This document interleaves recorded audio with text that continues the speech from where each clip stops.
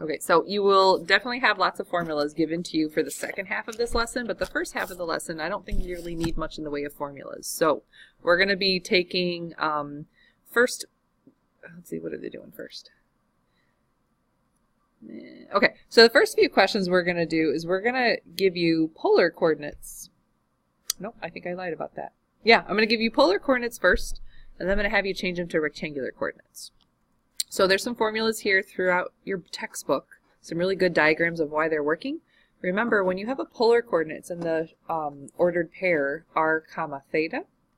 So what we're going to end up looking at in rectangular coordinates is like a very similar problem to what we saw in trig, where we ended up with little right triangles. So nothing we do in the first part of this lesson is going to be much of a surprise. The reason you have another unit circle on that pink half sheet is because we're going to have to come up with exact values for things like cosine of 5 pi over 6, which I know, like somewhere in the deep recesses of your memory, you guys could calculate the cosine of 5 pi over 6. But on a test where there's so much going on, I don't want you to get the question wrong because you put the wrong ratio for the cosine of 5 pi over 6. So that's why you have another unit circle in front of you. Okay, so remember the formulas for sine and cosine from back in the day? And then look what happens to these formulas if you were to solve for x or for y. So if you cross-multiplied by r on both sides, you get r times the cosine of theta for the x value and r times the sine of theta for the y value. I don't know about you, but that feels a lot like vector component form to me. Like exactly the same formulas that we saw. So that's the good news. Nothing we're doing in this first part of the lesson is new at all. So if I ask you for the rectangular coordinates, you're going to do exactly that, r cosine theta comma r sine theta. However, we're going to go the other direction. It won't be bad, I promise, because it really just plays off of your already existing knowledge of trig. But your teacher is a big believer in graphing things out and drawing them, even though she's a terrible drawer. The coordinate plane is going to be your secret to your success on these questions. So these first few questions are done for you, so just kind of look along with them. Example 1, I'm going to give you a polar coordinate of 3 comma 3 pi over 4. So if I kind of look at what that means, the 3, remember, is the r, and the theta, the angle, is 3 pi over 4. So coming up with x comma y, we're going to use r times the cosine of theta for x. So they already did that for me. They said 3 times the cosine of 3 pi over 4. Which hopefully somewhere in your recesses of your brain you remember that the cosine of 3 pi over 4 is negative square root of 2 over 2. Of course, your pre-calc teachers and calc teachers are going to want you to have an exact ratio, so when you multiply those together, that's why they got negative 3 square root of 2 over 2. And then similarly for the y value, it's r times sine of theta. So the math looks really similar, except this time it's a positive square root of 2 over 2 because of the quadrant you're in. So that's how they got that coordinate. So pretty easy to take a polar coordinate and convert it to rectangular coordinates, I think, especially if your teacher gave you a unit circle. So let's take a look at, let's just do number 1. So the formula is r times the cosine of the angle. So right here it would be 20 times the cosine of negative 60. And then for the y-coordinate, it'd be 20 times the sine of negative 60. Now, remember, negative 60 degrees is called something else on your reference page. What is negative 60 degrees called on your reference unit circle? 300 degrees. So can anybody throw out at me the cosine ratio at 300 degrees? One more time. 1/2.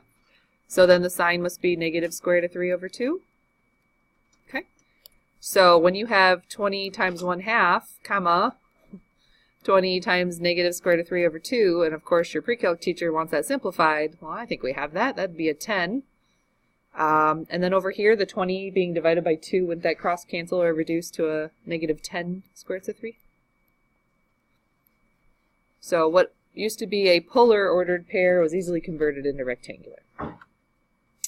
Alright, so they're kind of all going to be the same. I'm going to do one radian one with you, number 2, and then we're going to skip 3 and 4 because basically it's just the same stuff over and over again.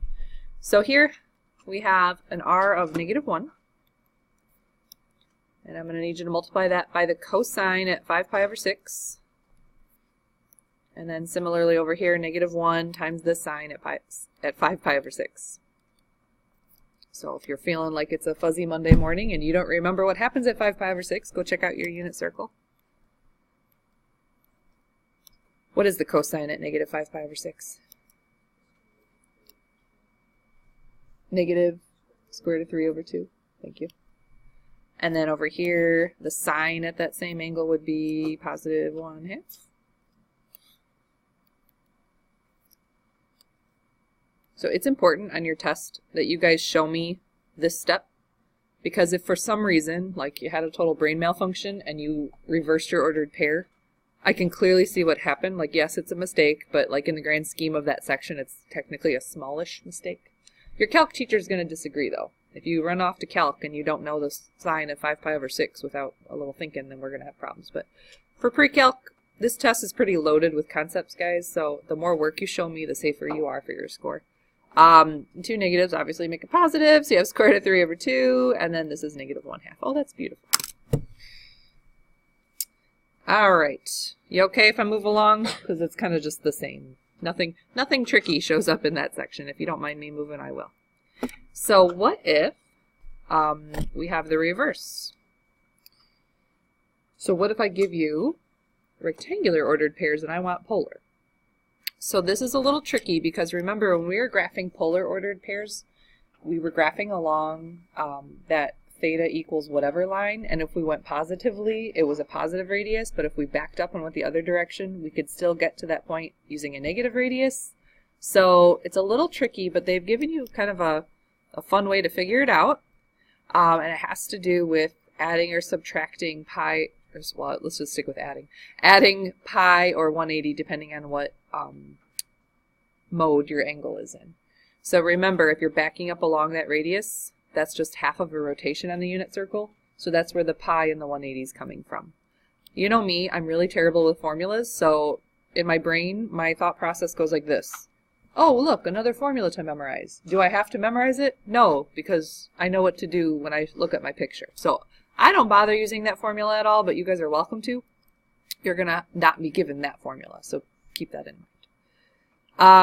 Rectangular coordinates, you know them, you love them. It's a right triangle. It's always a right triangle here.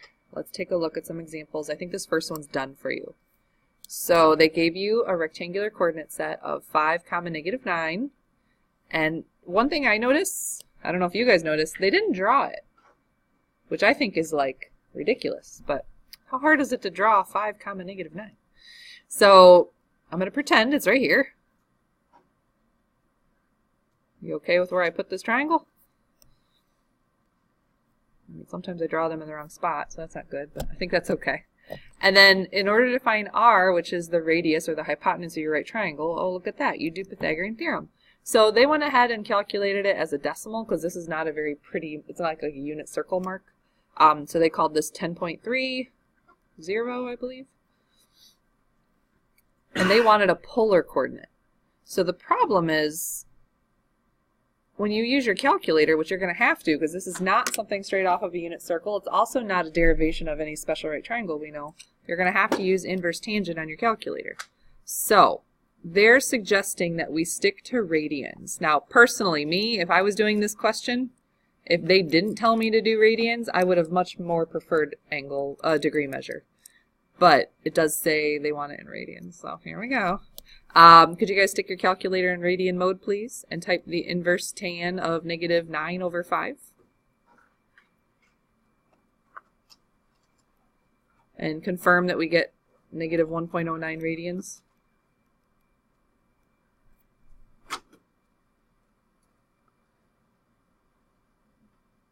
Okay.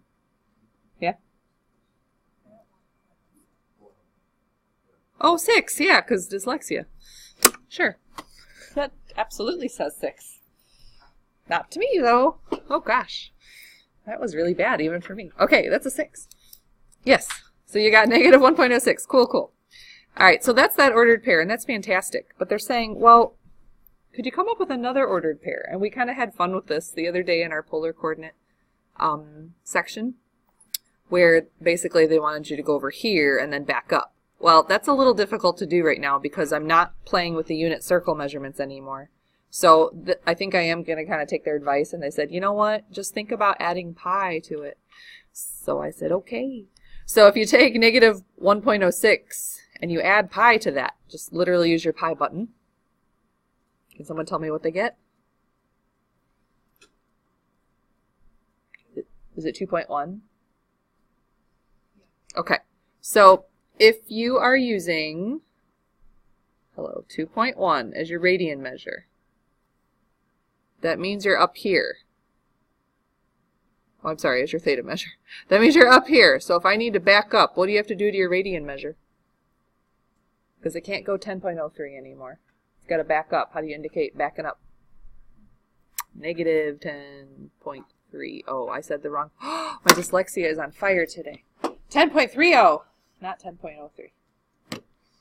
So do you guys see what we did there? We found the other side of that line, but because we had to reverse the direction on it, we negated the r. And I think I said that backwards too. Oh my gosh, quit. Okay? I don't know what you're doing, but it should stop.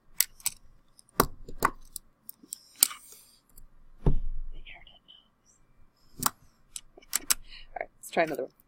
Now notice, they're very specific about your theta. So this is a little like bummer moment to me. It said your theta must be between 0 and 2 pi, which means I have to be in radians. And I can't do something weird like add extra rotations just to be funsies, because they want me to come up with 2 ordered pairs. So I always start with a drawing. 2, negative 2 would be about here. Create your triangle.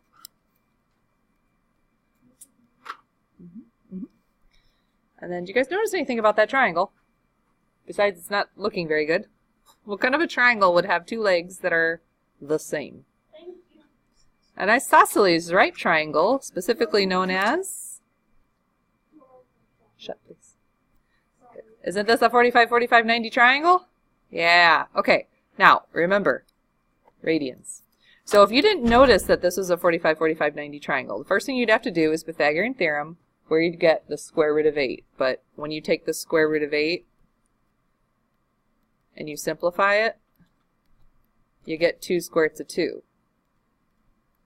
You guys are supposed to have tucked away in your memory banks the 45, 45, 90 pattern. If the legs are 2 units long, then the hypotenuse is 2 times the square root of 2. Remember that formula?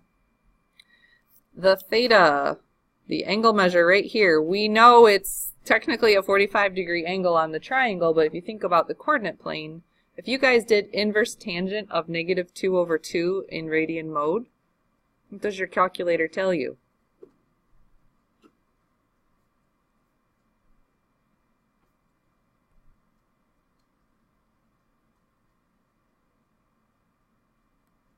Negative 0.7, what does it come out to?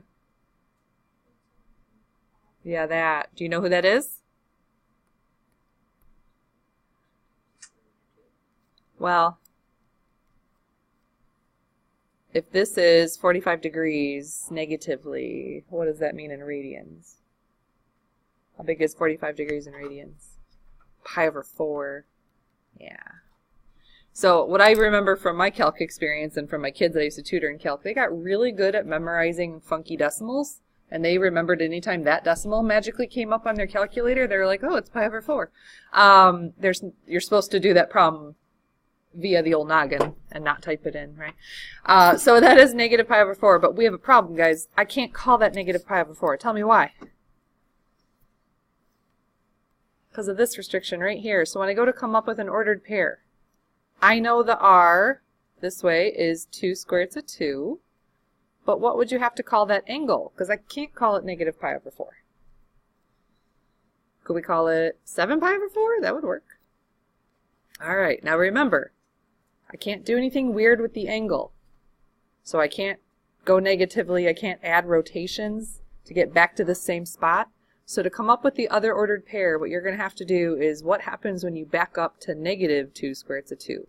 What angle is that over here, guys? And if you're not sure, all you need to do is add pi to this, or you could subtract pi from this. That would be the same thing. Or you could just look at your unit circle, because what's on the other side of 7 pi over 4? 3 pi over 4. So something to notice when you come up with the second ordered pair, is, yes, you went to the other side of the line, but you have to make sure that you put a negative sign or an opposite sign on the r value because you have to back up the other side. All right, 3, 5, that's not anything special. I mean, it's not a special right triangle is what I'm trying to say. So the first thing you're going to have to do for me is find the radius. It is not a 4. It's not a 3, 4, 5 triangle. It's something a little funky. We'll go ahead and leave it as the square root of 34. I don't really like decimals. If for some reason it said to write like and round to the nearest tenth or something, then you're welcome to go ahead and give me a decimal. So this is the square root of 34. If y'all could please use your calculator, make sure you're in radian mode, and tell me what angle that is. It's not anything pretty. You're not going to find it on the unit circle, and it's not a special right triangle. So I'm going to have to accept like a funky decimal answer here, but it is going to be in radians. So what is that angle? 1.03? You guys type inverse tan of 5/3.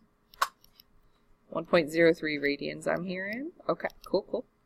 So the obvious ordered pair for polar would be r square root of 34, comma 1.03. But when your teacher says, now give me a secondary ordered pair, that means you have to negate the r and then get to the other side of this line, which means you're just going to add pi to this. So 1.03 plus pi, which I should be able to do that in my head, but I can't. Is it 4.17? Okay. So that's how we're getting that theta measurement. Okay, so in your homework, I think there's something similar where they're going to say, here's some rectangular coordinates, not just one, but find me 2 different polar coordinates that will be equivalent to that. All right, so then there's some multiple choice questions that are kind of reminiscent of what I remember seeing on your test coming up. So real quick, well, maybe we'll save those for a review for tomorrow. Okay, so this is fun.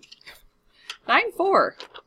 This is, like I said, the problem with this part of the lesson is you guys are going to have to live with a little bit of mystery. You're not going to have a really deep understanding as to how this relates to each other. But if you think about it, we just converted polars or rectangulars to polar. So that means everything we know in a rectangular coordinate system could have some sort of application if you extend it into the polar coordinate system. Some of them are not exciting, but this is one that is kind of exciting. The conic sections have quite cool applications into the polar coordinate system. So we're going to be asking you that if I was to give you some information about r, and if you flip over on your notes, you see a whole bunch of formulas. So flip over to side 8b. If I give you one of those equation forms, you should be able to figure out for me what the eccentricity is, what the value for d is. You should be able to tell me what kind of conic it is from its polar form. Funsies. Okay, let's see this in action. They've done a nice job in your textbook of showing you how they've derived these different formulas. They kind of go into a deep understanding of what eccentricity really means, because eccentricity is a little easier to view when you see it in polar form. So I suggest if you're a curious cat today, go open up your textbook and look at all these pages, okay? Do you guys remember that if the eccentricity is between 0 and 1, you have an ellipse? If the eccentricity is equal to 1 exactly, you have a parabola. And if the eccentricity is greater than 1, you have a hyperbola. I believe that's on your pink sheet, isn't it? Like right next to all those R formulas? Okay, so if you're on the test and you're like, oh snap, I forgot whether it's hyperbola or ellipse, it's there. So you don't have to worry about that. The one that's not there, I don't think, is circle. What's circle? What's the eccentricity for a circle? It's 0, yeah. Oh, right there. So it says yellow, but it's actually pink for you guys. So on the pink sheet, you got all this information. I don't think the pictures are on your pink sheet though, right? And that's okay. You don't need the pictures. Look at that hot mess. R equals blah. The directrix of a conic is to the left of the pole. If R equals this, the directrix is above the pole. And if R equals this, the directrix is below the pole. That's fascinating stuff. You don't care. You just want to be able to get this question right on your test on Wednesday. I see your faces right now. I get it, guys. Can we take a look at this first question that's done for you? Here's what's going on. They have a polar equation in the form r equals and then a bunch of numbers. You have to be able to first determine for me who your eccentricity is. And that's not always obvious. So one thing I notice about these formulas, they do have some things in common besides the r equals format. That's just the polar equation format. Do you guys notice every single one of the denominators starts with a 1? 1 plus and then a bunch of mess, or 1 minus and a bunch of mess? So you need to make sure that your polar equation has that same thing going on. So let's take a look at what they did here. We did not have a 1 right here. So what they did is they factored out a number so that it was a 1. So what they did is they factored out a 3. And they wrote it in front of this. And you guys probably don't really think about this too often, because why would you possibly want to do this? But if you factored out of 3 from the denominator of a fraction, if you also factored a 3 out of the numerator of a fraction, you've essentially not changed the fraction. It's kind of the idea of getting common denominators, but the opposite of that. You're like undoing a common denominator of sorts, okay? So here, they quote, factored out a 3. I would suggest you write yourself a note, and then it's just, think of it as dividing by a 3. Factoring out scares kids, but if I say divide, they're like, oh yeah. Okay, divide everything by a 3. The 3 over 3 will end up mathematically reducing each other and canceling out to a 1, so they don't impact the problem anymore. And then this equation becomes this.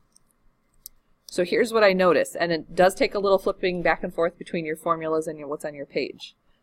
1 plus sine theta, if I look at my formula, is this guy.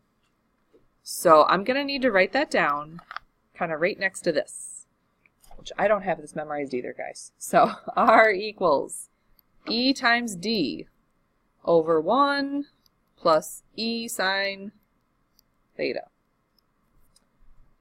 If this blue thing matches this red thing, tell me some things that you know. Starting with e. E is the number in front of your sine function. So who's in front of your sine function? It's a 1. Good. Now, since now you know e is 1, you should be able to figure out d. Because right here it says whatever's up top in this fraction is e times d. So if e times d is equal to 2, and y'all just figured out that e is a 1, what do you know? Now, normally I'd say divide by 1 on both sides, but that'd be dumb. So d is 2. And why is that important? Because if you look back at your formula sheet, keep reading along that formula. It says, if the directrix is the horizontal line, y equals d. Now don't confuse directrix with lowercase d in this formula.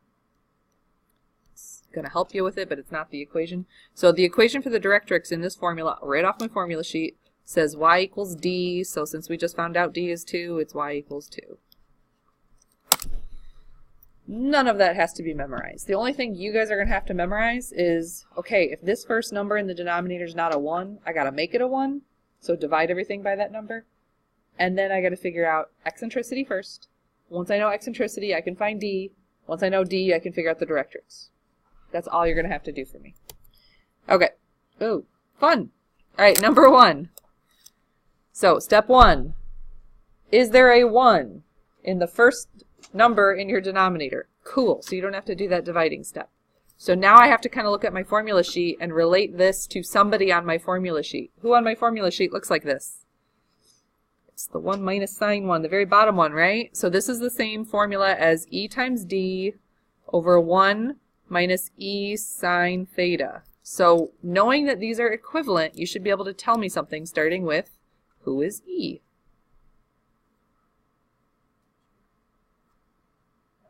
One half. Yes, the number in front of your sine or eventually your cosine function is your eccentricity.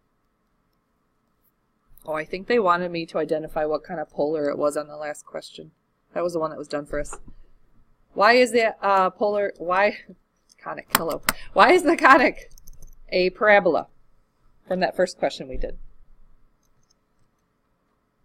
What in that tells you, yes, you have a parabola? Eccentricity is a 1, yes. Okay.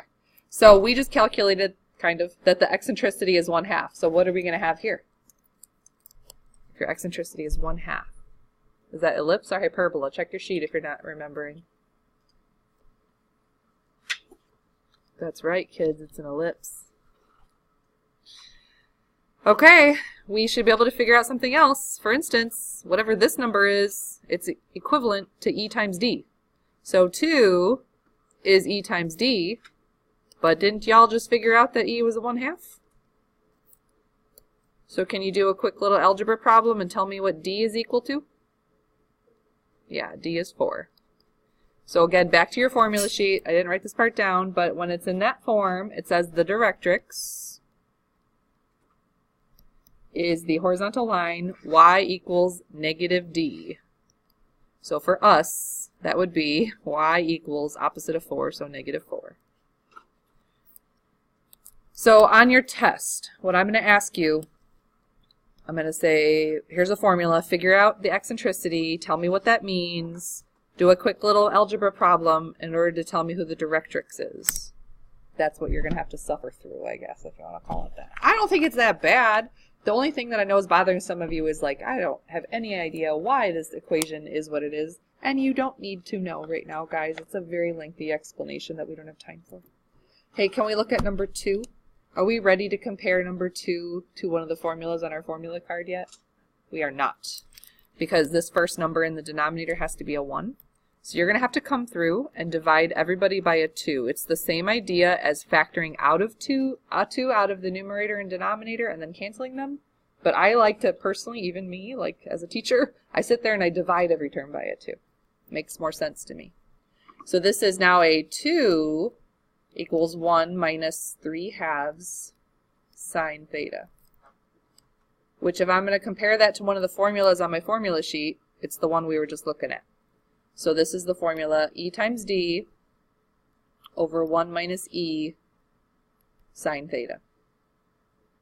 So knowing that these are equivalent, you should first be able to tell me your eccentricity. Your eccentricity is 3/2, yes. Which means it's a what? It's a hyperbola. It's greater than 1. Now we got to set up a little tiny algebra problem that says 2 is the same thing as E times D. Now this time I'm going to get smart. Instead of writing down E times D, I'm going to write down 3/2 times D. And then algebra says to knock out a fraction, you can just multiply by the reciprocal. And after a little bit of math, we found out that the value for D is 4/3. Now, that's kind of sort of the directrix. Look back at your formula sheet. The directrix line for this version, I already forget this one, is it -d? Okay, is y equals -d. So for your homework and for your test, I'm going to be asking you these 3 things. Can you get it in the right form? What's your eccentricity? What does that mean? And then can you find the directrix line? Okay, should we try one more? Sure, Mrs. Abruzzo, why not? Which one looks fun? 4? Let's do 4. Okay, we are not ready to compare number 4 to anything on my formula card yet. It's not there, so what do you have to do first? I need this to be a 1, so you're going to have to divide everybody by a 4. So, new formula. You got 2 equals 1 plus 3/4 sine theta. Which I can directly compare it to this guy, which is E times D, over 1 plus E sine theta. We'll come back to the directrix formula in a minute. All right, you should be able to tell me who your eccentricity is. Who is it? That's right, children. It's a resounding 3/4. What does that mean? It's an ellipse. Okay, a little bit of math. 2 is E times D. Whoops. There we go. So 2 is, instead of E, I'm going to write down the 3/4 times D. And then we're going to multiply by the reciprocal.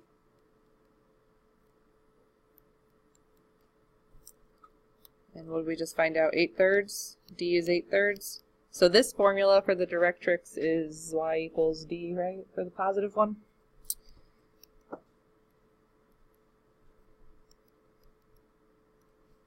Cool.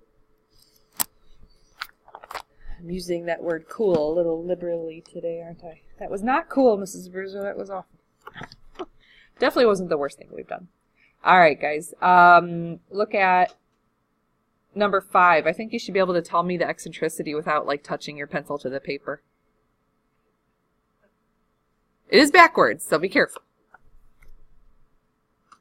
Eccentricity is 1/2. Yes, you'll divide everything by a 16 and you'll get a 1/2 in front of the cosine function. Therefore, your eccentricity is 1/2, which means it's a what? Ellipse. All right. And then number 7. Skip to number 7. What kind of conic do you have? Oh, we just answered that. Dang it! It's the same conic the whole time. Thought it was a new one. Forget it. The middle question there about finding the directrix, you'd have to do a little tiny algebra problem, but I have no doubt you guys could figure it out. All right, so your homework is the last item on your homework check, I believe. Someone correct me if I'm wrong. I know there's a little listing about like doing stuff for review, and I do want you to review whatever you need to review, but I don't think you need to attach all that to your homework check. I don't have one in front of me, but page 557 and 566 are the last 2 book pages you need to do for me. So 557, you have to do numbers, 1, 3, 4, 5, 13, and 14. So this is all of the rectangular to polar coordinate conversion stuff. And then page 566, this is the weird divide everything and then find eccentricity and then set up to find directrix stuff. The polar coordinates for conics. 1, 2, 5, and 7. And knowing how wonderful Mrs. Hoffbauer is, I bet she photocopied that for you. Bless her heart. Probably circled them too. She's so nice. There are answers? Oh, maybe. I don't think so, but maybe. So that should be the last item in your homework check. So I know some of you have been doing your homework like right on those book pages and copying, and that's fine. Just make sure that I can follow any work you have. Get your homework done and make sure that you have specific questions for me tomorrow on not just the homework, but also on the review as well. And the review itself doesn't have a lot of practice problems on it, but it has a lot of like go look at worksheet whatever, because we have a lot of practice problems in that packet. Yes, ma'am. I can.